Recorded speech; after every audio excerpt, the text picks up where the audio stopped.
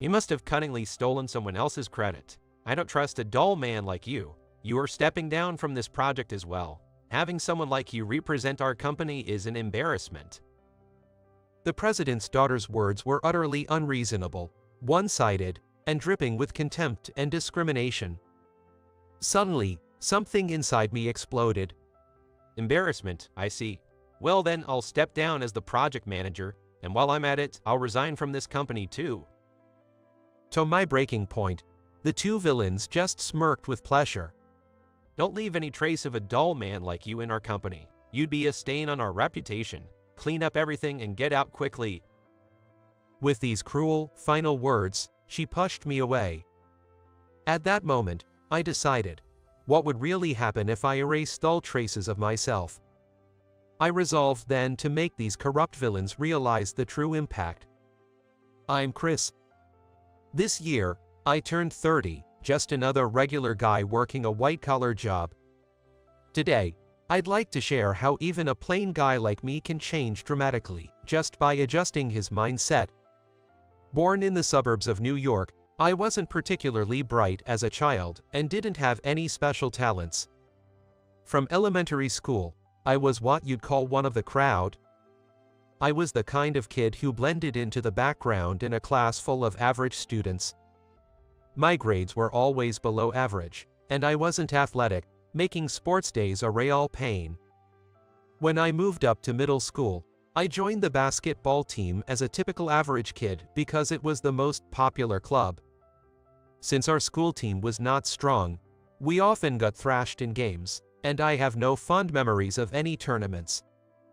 By the 9th grade, my academic performance hadn't improved, and my grades continued to struggle. So, I ended up failing to get into my first-choice public high school. Reluctantly, I attended a private high school with lower standards. Since we weren't exactly wealthy, my mom often reminded me bitterly, "I'm paying a lot for you to attend this private school." I was quite traumatized by this experience of failing to get into my first-choice high school. After that, I grew up to be a cold and resigned teenager who was possessed by nihilism attitude and thinking that even if I tried my best, it would be useless anyway. In high school, I didn't study seriously. I just played games and hung out aimlessly with friends, wasting my high school years. As my high school days passed, the time to decide my future came. I gave up on the idea of going to college right from the start.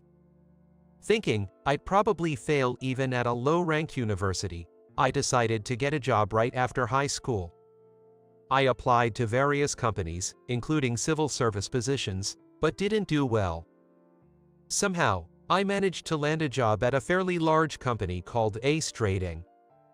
At this company, except for the warehouse, logistics, and fieldwork, almost all of the desk-bound employees were college-educated. The few high school graduates there were much older, middle-aged men and women. I was assigned to the department in charge of managing the company's internal systems. And my direct boss there was Sam, the department head, who was practically royalty in the office. Sam was an elite with a degree from a prestigious university, from a wealthy family, and he was a tall, handsome man. However, Sam's character was terrible. Ever since I was new, Sam constantly criticized me harshly for my low educational background. "Can't you even handle something this simple? Typical uneducated quality, and you're not even a real asset to our team, you useless wreck."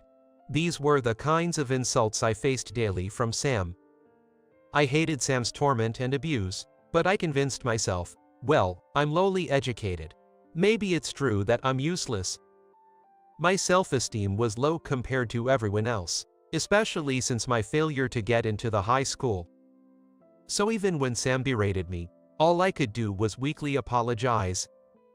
This pathetic attitude only irritated Sam more, and his insults towards me escalated. While these depressing days dragged on, I reached my 5th year at the company. At this point, Sam's harassment became extraordinarily intense. In retrospect, I think he was seriously trying to exhaust me both mentally and physically, aiming to drive me out of the company. As soon as the 5th fiscal year began, Sam called me in and suddenly dumped an enormous amount of work on me. It was easily 5 times the volume of work I had managed before. Moreover, it included tasks in areas where I lacked skills. You've been freeloading here for 5 years now. No more mercy. Get this work done by the deadline or you'll find yourself out of a job. Sam was setting a malicious trap, dripping with sarcasm, aiming to get rid of me. Unable to argue back, all I could muster was a bewildered "I'll try my best." At this time, for the first time in my life, I was struck by a fierce sense of urgency from the bottom of my heart that I had to do something. Fueled by a rage similar to anger towards my past inefficacies, I strongly wanted to prove Sam wrong, who always looked down on me. I spent sleepless nights pondering strategies, exhaustively searching online for any possible way to handle it successfully. Eventually, I concluded, this project can be largely solved by using a certain programming that I have absolutely no skills in, and can also save a lot of time. Although the programming was challenging, mastering it could greatly benefit my work and help me become a valued employee. I got these conclusions. Exactly as saying goes, every crisis is an opportunity. Until now, I had never immersed myself deeply to master anything, but at this moment, I resolved to dedicate my life to this challenge. I was done with being looked down upon, ridiculed, and insulted. Frustration can sometimes be a powerful catalyst for action. After work, I attended intensive programming courses and continued to study vigorously at home, sparing no time for sleep. Initially, my motivation was purely to ease my workload, but as I learned more, I gradually discovered the joy of programming and became engrossed in it. As a result, I was able to manage the increased workload with ease. And the quality of my work was highly praised by many. For the first time in 5 years as an inept and educated employee, I was recognized and valued by others in the company. My enthusiasm for learning programming grew, and my skills improved significantly. Consequently, my standing in the company rose rapidly. To my own disbelief, I became a rising star, attracting attention not just from other departments but also from outside the company. My programming skills and the high quality of my work even led to a lucrative headhunting offer from a multinational competitor. Being recognized and appreciated gradually restored my low self-esteem. The cycle of negativity that had plagued my work life turned around in a fascinating way. I became more proactive at work, and as a result, my communication with colleagues improved. Employees who once clearly despised me now looked at me with respect. My efforts caught the attention of the upper management, and I was entrusted with leading major, high-profile projects within the company. It was as if a bolt from the blue had changed my life in ways I had never even dared to dream of. As I rapidly made a name for myself, various people within the company began to speak highly of me. How could someone as capable as Chris have been underperforming all this time? It's strange. It seems Chris was only passive because of the harassment from his immediate boss, Sam. Was Sam jealous of Chris's talents and trying to crush him? Many employees began to whisper that Sam had been oppressing me, which had prevented me from excelling until now. These rumors eventually reached Sam's ears. Knowing about my success and the high regard I was held in did not sit well with him at all. "Just you watch, you uneducated useless fool, don't get cocky." Sam, who despised me, seemed to have thought of a dreadful plan at this time. The system I developed significantly streamlined operations across most departments, earning me widespread acclaim. Pleased to be recognized and make everyone happy, I pushed myself too hard and ended up falling ill. I had to take a few days off from work. After a few days of rest, my health improved. Fully recovered, I returned to work and attended a meeting for a massive project involving several other companies. Unexpectedly, a notable figure appeared at the inspection. It was Rachel Turner, the daughter of the family that owned Ace Trading. Our company, Ace Trading was large enough to be classified as a major corporation but had never gone public, maintaining a family-owned structure with a tradition of succession. Therefore, the president, Mr. Turner, was Rachel's father, and the chairman was her grandfather. Rachel herself, currently the executive vice president, was promised to be the next president. After the meeting, Rachel walked brusquely over to me and said, "So you're Chris. I'd appreciate it if you didn't overstep your bounds as if you represent us. Anyway, come to the president's office afterward." I was summoned coldly and abruptly. It was definitely not a good call. It seemed that Rachel, the president's daughter, had taken a dislike to me for some reason. When I showed up at the president's office as instructed, Mr. Turner wasn't there, but Rachel was sitting at his desk, waiting. Shockingly, someone was standing beside the president's chair with a smug grin. It was none other than my manager, Sam. Without caring about my momentary surprise, Rachel launched into a tirade. "I've heard quite a lot about you from Sam here, Chris. I hear you were skiving off until yesterday. Seems like you've really been dragging the company down." I couldn't understand why Rachel was targeting me, but at that moment, I realized everything. Sam must have been feeding her all the negatives and past failures about me. I glared at Sam involuntarily, but he only returned a mocking smile. Rachel, clearly irritated by my silence, pressed on. "Chris, it seems that you are a high school graduate with a really low level of education. I don't know how a bottom feeder who didn't even go to college could become an employee of our company. We can't entrust this important project to you with a low level of education." Astonished by her rude remarks, I was at a loss for words. "Excuse me, but I was appointed as the project manager based solely on my track record in programming." I replied calmly, but this only made Rachel more furious, and she raised her eyebrows in anger. "Your assessment must be fraudulent. You must have cunningly stolen someone else's credit. I don't trust a dull man like you. You're stepping down from this project. Having someone like you represent us is an embarrassment." Faced with a level of disdain and scorn I hadn't experienced in a while, something inside me exploded.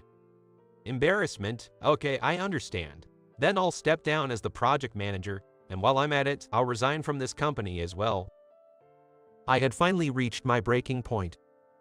I had intended to prove myself in this company, but I couldn't muster the enthusiasm to continue under such a future president. "That's perfect. We don't need someone like you here, isn't it right, Sam?" Indeed. I threw them one last look of contempt and was about to leave the president's office when Rachel's voice hit me like a final blow. "Make sure you leave no trace of yourself here. You'd be a stain on our company. Clean everything up and get out quickly." Without responding, I left the president's office. When I reached my desk, I turned on my computer and did my last piece of work. I deleted all the files I had created and disabling the internal system for which I held the patent. After packing up my personal belongings and emptying my desk, I left the company for good. After resigning from Ace Trading, I joined a multinational competitor that had been scouting me. The treatment at my new job was excellent. My salary was 10 times what it had been, plus significant performance bonuses. More than the financial rewards, I was thrilled by the freedom to work as I pleased. There were no malicious, toxic bosses like Sam. My proposals were quickly discussed in meetings, and if well received, immediately greenlit as new projects.